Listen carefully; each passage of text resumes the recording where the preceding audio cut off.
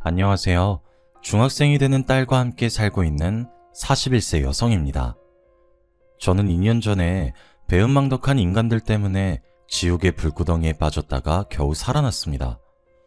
저를 지옥으로 밀어넣은 인간들은 시댁 식구들이었죠.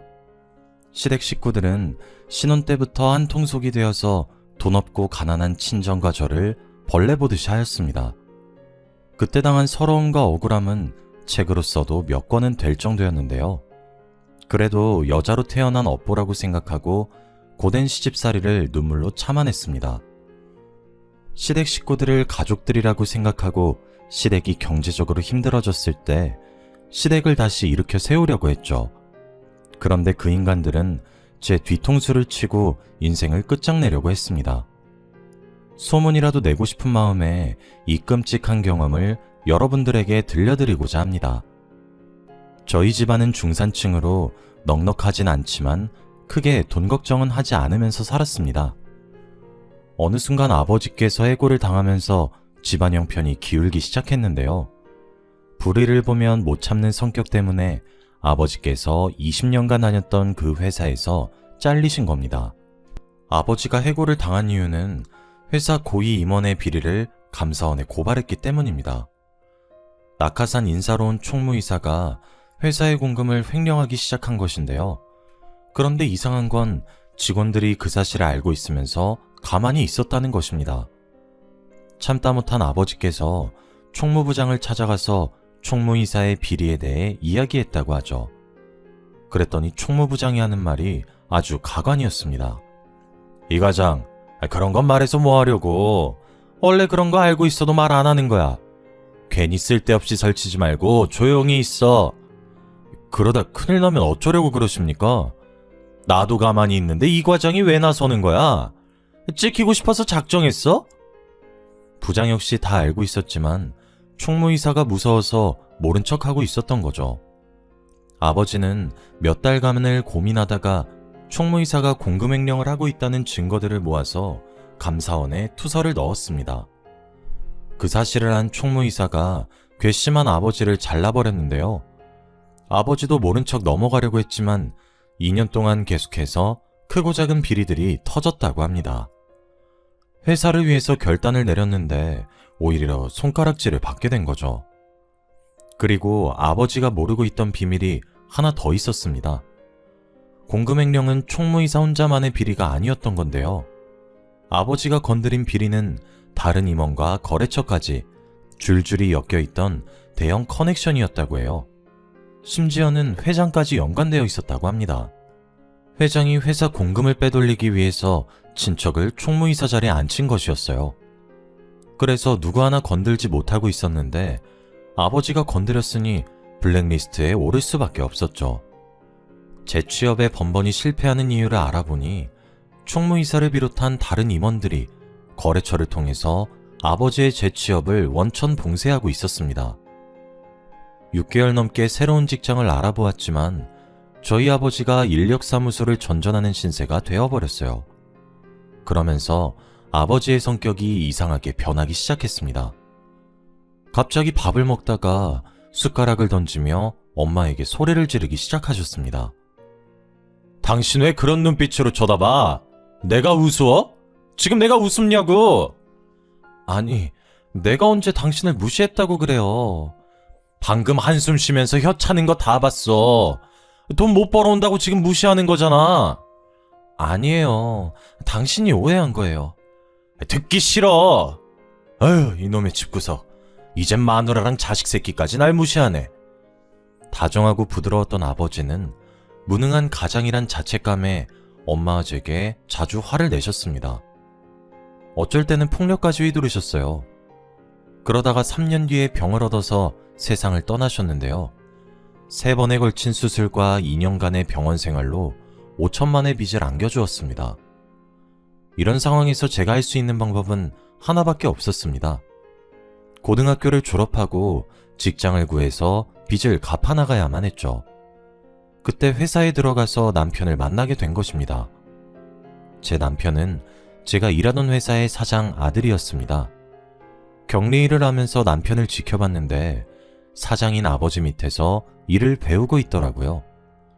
그러다 번번이 눈이 마주쳐서 난감한 상황이 펼쳐졌습니다. 남편이 저를 마음에 들어하는 눈치더라고요. 정혜씨, 오늘 시간 되면 같이 저녁이나 먹을까요? 저는 사장 아들이라 신기해서 쳐다본 것인데 제 눈빛이 호감의 눈빛이라고 생각한 모양이에요. 저한테 데이트 신청을 하길래 어색한 미소만 지었어요. 가만 보니까 한 번 차였다고 기죽지를 않더라고요. 퇴근 시간만 되면 같이 밥 먹거나 술을 마시자고 졸라댔어요. 저는 남편이 사장 아들이라는 사실을 알고 있어서 더 이상 거절하기가 힘이 들었죠. 사적으로 몇 번 만나다 보니 저도 남편에게 호감이 생겼는데요. 사장님께서 저와 남편이 몰래 만나고 있는 걸 알아차린 것 같았습니다. 사이가 진지해져서 결혼할까봐 걱정되셨는지 근무 도중 남편을 불러 이야기하는 것을 엿들었습니다. 너 혹시 격리 보고 있는 정혜랑 사귀고 있냐? 네, 맞아요. 아버지께서 어떻게 하셨어요? 딱 봐도 알지. 그렇게 티를 내는데 내가 어떻게 몰라? 애는 착하고 참 좋은 것 같은데 결혼할 정도는 아닌 것 같다.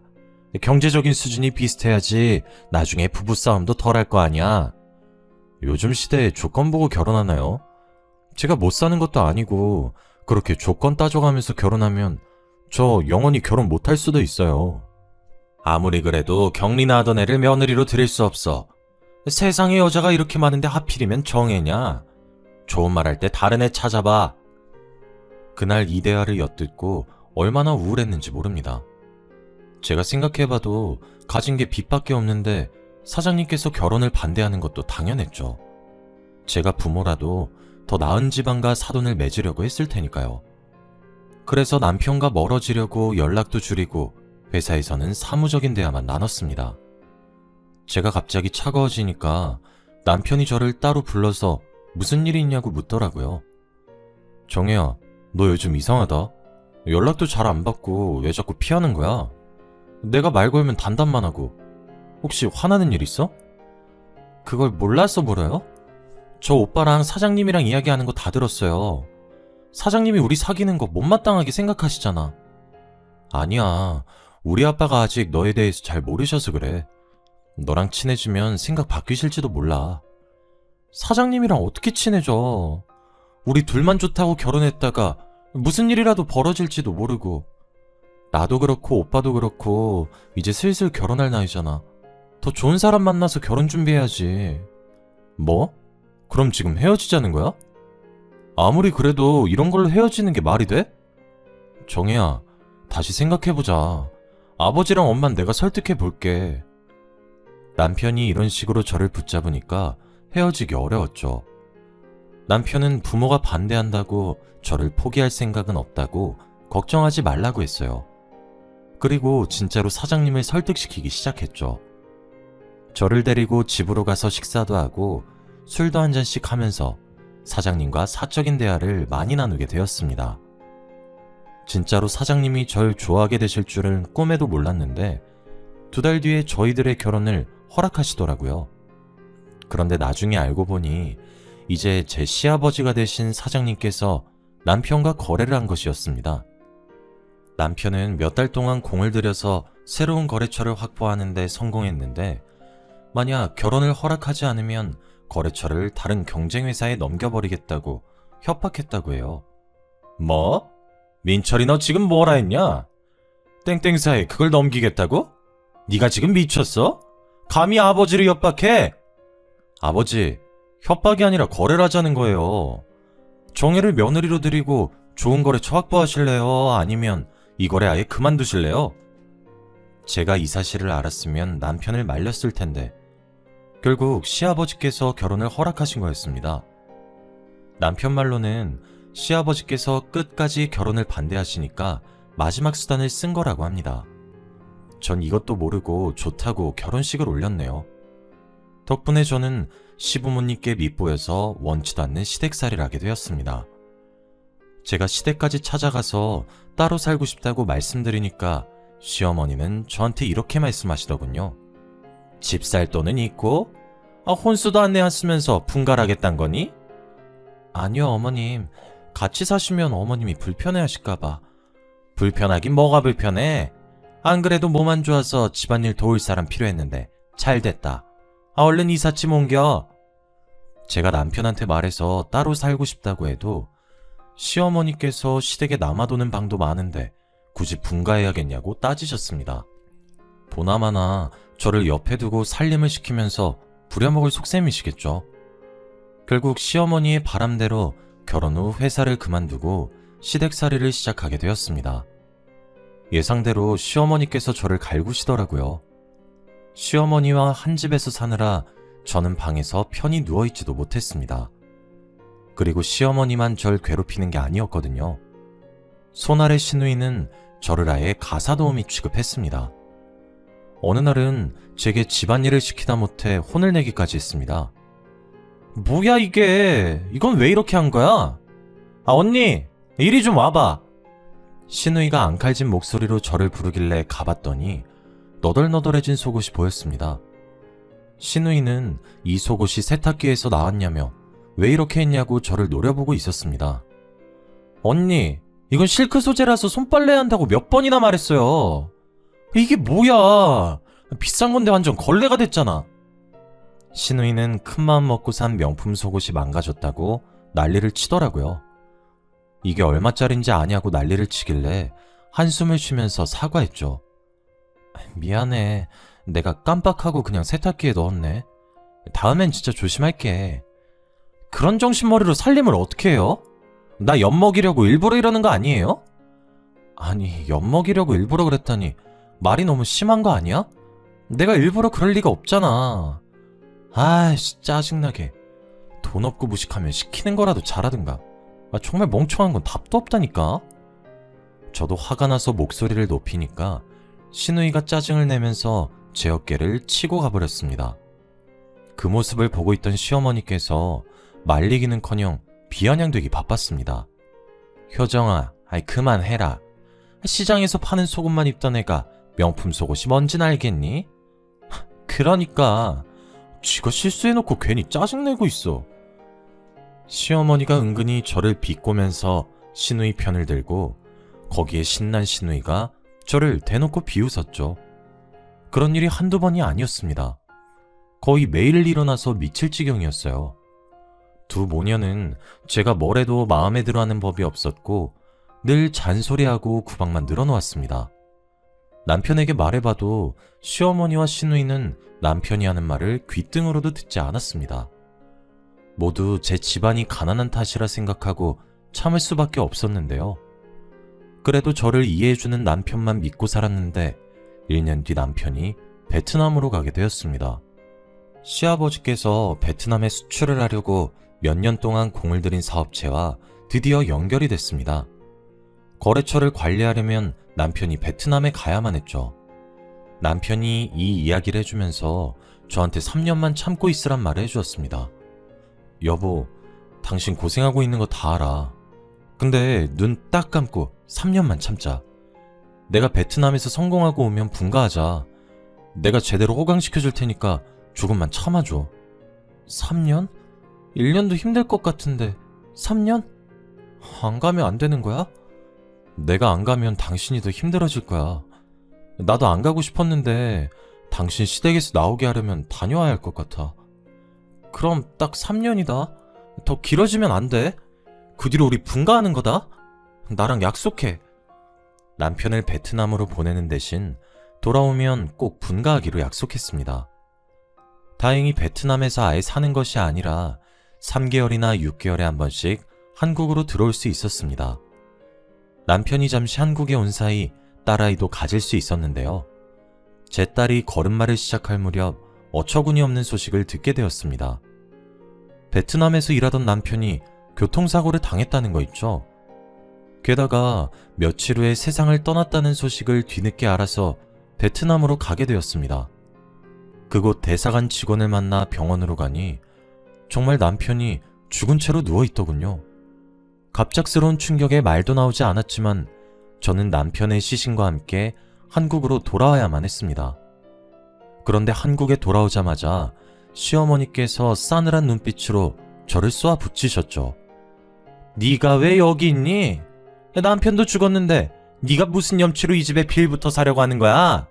당장 짐 싸서 나가. 시어머니께서 저를 내쫓으려는 것도 모자라 남편이 베트남에서 죽은 걸 제 탓으로 돌렸습니다. 집안의 며느리 잘못 들이면 서방 잡아먹는다는데 그 말이 딱 맞네. 너 때문에 우리 아들이 죽었어. 그게 왜 제 탓이에요? 정말 해도 해도 너무하세요. 아니 인연이 뭘 잘했다고 눈을 치켜뜨고 소리를 질러? 억울해서 그래요. 그동안 무시당한 것도 억울한데 남편 죽은 지 며칠이나 지났다고 저를 쫓아내려고 들어요? 양심 없는 년? 너까지 꽤 억울하다고? 듣기 싫으니까 당장 이 집에서 나가. 네, 나갈게요. 있으라고 사정해도 나갈 거라고요.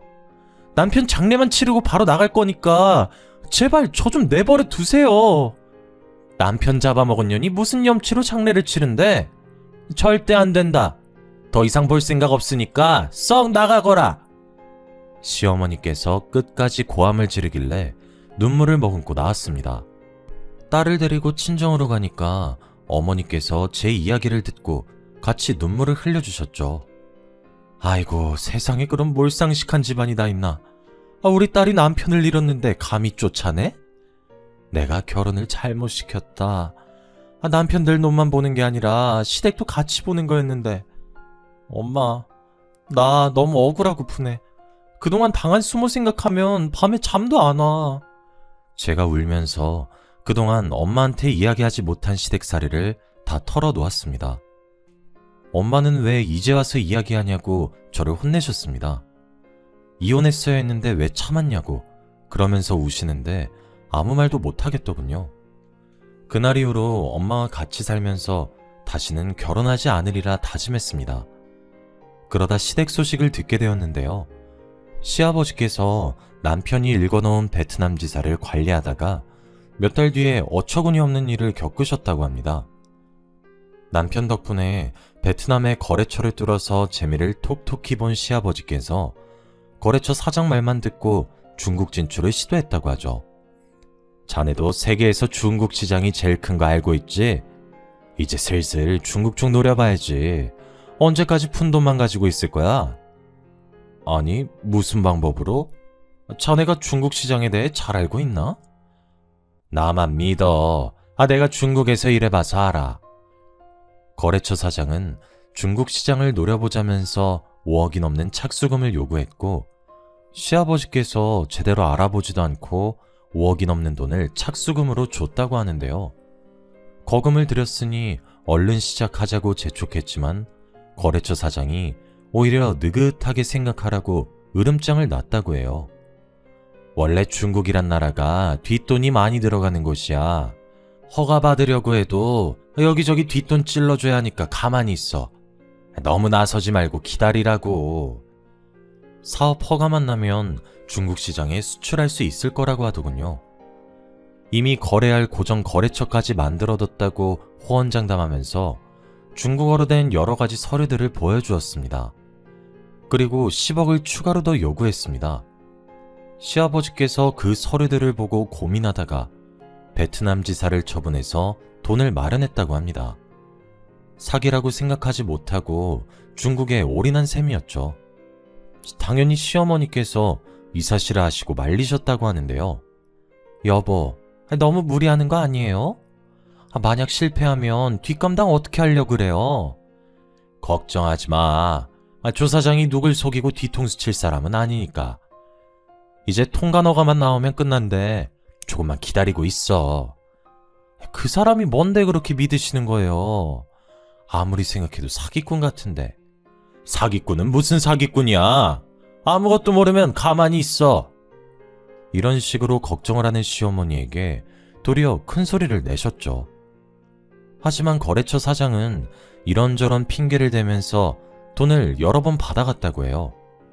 그런데 몇 달 뒤 중국으로 간 거래처 사장이 시아버지에게 뜻밖의 소식을 들려주었습니다.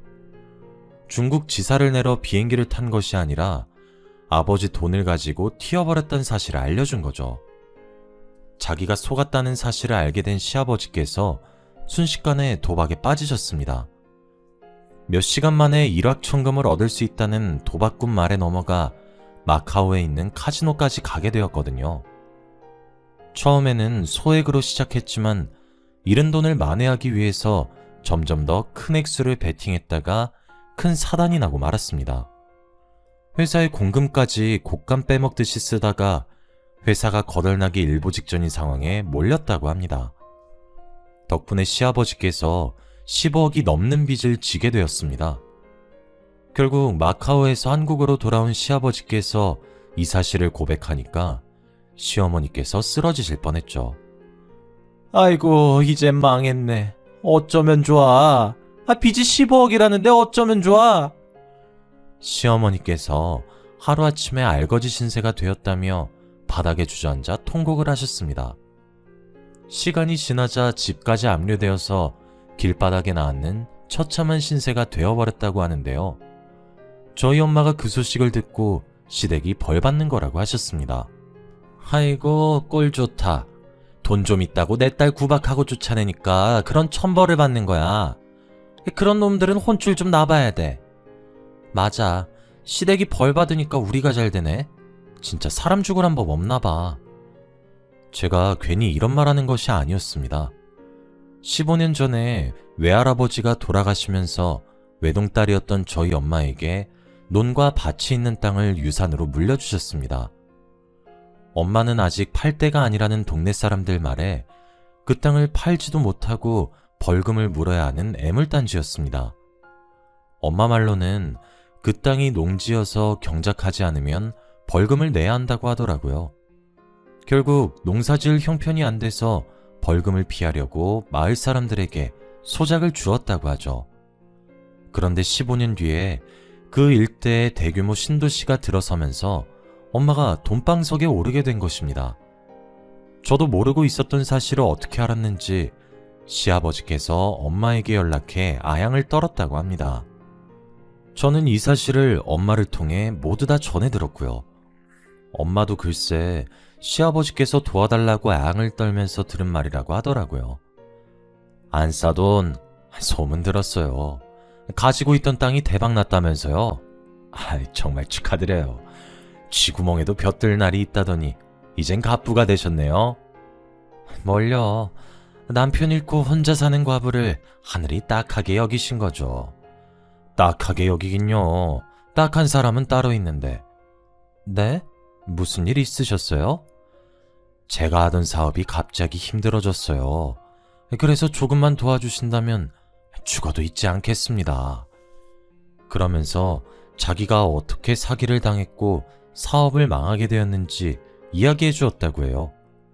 자기가 사기당하고 자기가 도박에 빠졌으면서 도와달라고 요청하는 시아버지가 무척이나 염치 없어 보였죠. 저희 엄마도 어이없어 하면서 딱 잘라 말했어요. 뭐? 저보고 도와달라고요? 저기요, 이것 보세요. 제 딸 남편 잡아먹은 년이라고 쫓아낼 땐 언제고 이젠 도와달라고요? 어림없는 소리 하지 마세요. 안 싸돈 그때 일은 제가 사과드릴게요. 그리고 그냥 도와달라는 거 아닙니다. 회사를 전부 새애기한테 줄 생각입니다. 지금 우리 딸한테 회사 넘겨준다고 하셨어요? 시아버지께서 힘들어도 너무 힘들었나 봅니다. 갑자기 저한테 회사를 준다고 하길래 잘못 들었나 귀를 의심했습니다. 만약 엄마가 가진 돈으로 회사가 부도위기를 면하고 다시 살아난다면 그 회사를 제게 넘기겠다는 겁니다. 제 말 못 믿으시겠다면 변호사 앞에서 각서 써드릴게요. 제발 부탁드립니다. 저 이러다 망합니다. 하지만 아버님, 저는 회사 운영해 본 적도 없고 아무것도 모르는데 무작정 주시겠다고 하면 안 되죠. 그런 건 걱정하지 마라. 내가 옆에서 도와줄 테니 천천히 배우기만 하면 돼. 지금 후계자 자리를 저한테 주시려고요? 신우인 어쩌고요? 내 딸은 후계자감 아니라는 거 진작부터 알고 있었다. 그러니 너한테 이러는 거 아니냐? 그러면서 시아버지께서 투자 명목으로 도움을 주면 매달마다 투자금에 지분을 주겠다고 약속했어요. 다시는 시댁 식구들을 보지 않겠다고 다짐했는데 엎드려서 비는 시아버지 모습을 보자 측은한 마음이 생기더라고요. 오죽했으면 거의 남이나 다름없는 며느리한테 와서 이러는 걸까요? 게다가 시아버지가 말하는 조건도 나쁘지 않으니 10억이 넘는 토지 보상금을 투자금으로 주기로 했어요. 원래는 그 돈으로 노후 대책을 하려고 했는데 의논 끝에 시아버지의 제안을 받아들이기로 한 거죠. 당연히 저도 갑작스러운 제안을 받아들인 게 걱정되긴 했습니다. 엄마한테 이래도 되는 거냐고 물어보니까 무작정 오케이 한 것이 아니라서 생각이 있어서 승낙한 거라고 하셨습니다.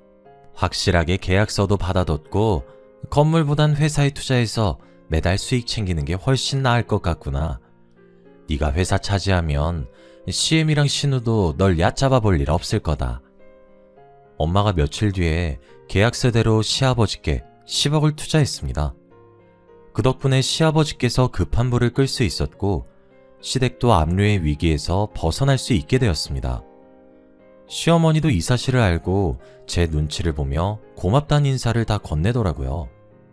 아가, 고맙다. 그동안 내가 너한테 모질게 굴었던 거 용서해다오. 내가 그동안 생각이 짧았던 것 같다. 정말 미안하구나.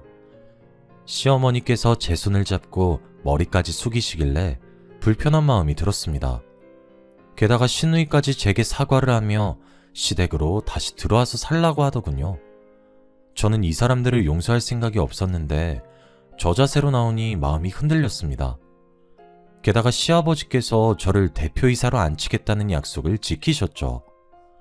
저를 소개하는 자리를 갖기 위해 시아버지께서 고위 임원들 회의를 여신 것이었습니다. 그러면서 저를 대표이사라고 이야기해 주길래 정말 감회가 새로웠습니다. 여러분, 우리 회사를 위기에서 구해낸 신임 대표이사님입니다. 모두 박수로 환영해 주세요. 임원들이 전부 자리에서 일어나서 축하해 주어서 엄청나게 떨렸지만 아무렇지 않은 척했습니다. 격리일만 하던 제가 대표이사직에 오르다니 지금 생각해도 믿을 수가 없는데요. 제가 민폐만 끼치는 것은 아닐까 싶었는데 시아버지께서 이것저것 많이 알려주셨습니다.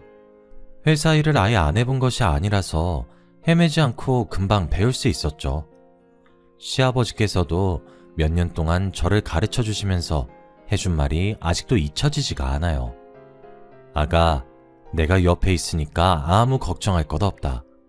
아직은 실무 경험이 없으니까 차근차근 하나씩 배워가면 된다. 처음에는 하루 종일 자리만 지키고 앉아있다가 시아버지나 임원들이 가지고 오는 결제 서류에 형식적으로 사인만 해주었습니다. 하지만 2년, 3년, 4년이 지나가니 저도 알아가는 게 많아지고 있습니다. 시아버지의 도움을 안 받는다고는 할 수 없지만 대표이사직을 무사히 해내고 있습니다. 엄마도 투자에 대한 지분으로 매달 수익이 통장에 입금되고 있다고 하니까요. 걱정할 거리가 점차 사라져가고 있다고 말씀하시더라고요. 아이고, 내 팔자의 걱정은 무슨 사치다, 사치. 요즘 세상에 가만히 앉아있어도 매달 돈이 저절로 들어오다니 이런 게 바로 신선 노름 아니겠니? 이러다 돈 가지고 도망가는 게 아닐까. 시아버지를 믿지 못하던 엄마도 이젠 마음 놓고 시아버지가 하는 말은 전부 믿게 되었습니다. 저도 아버님을 믿게 되면서 사이도 돈독해져 갔죠. 아버님께서 퇴근하더라도 회사 생활을 하면서 애로사항은 없는지 늘 확인하고 가셨습니다. 오늘은 어땠냐? 사장 자리에 앉아보니 힘들지 않아? 아니에요. 아버님이 도와주시니까 편하게 배우고 있어요. 아버님이 언제까지 도와주실 수 없으니 저도 하루빨리 제 몫을 해나가야죠. 부담 갖지 말게.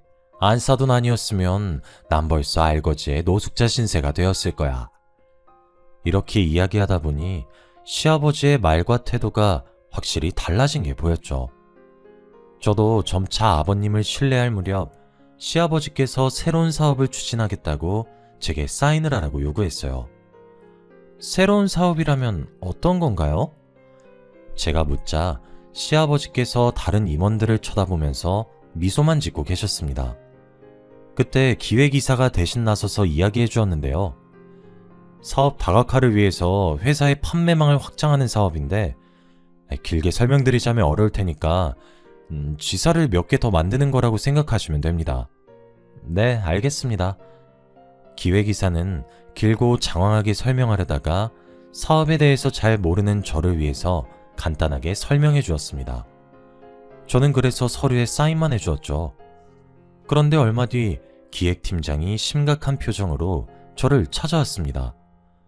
저 사장님, 중요하게 드릴 말씀이 있습니다. 뭔데요? 말씀하세요. 기획팀장이 무언가 말하려다가 주위를 살피더니 쪽지를 건네주면서 속삭이더라고요. 여기서는 곤란합니다. 도청장치가 있거든요. 도청장치라니. 깜짝 놀라서 책상 밑이나 의자 밑을 살펴보았습니다.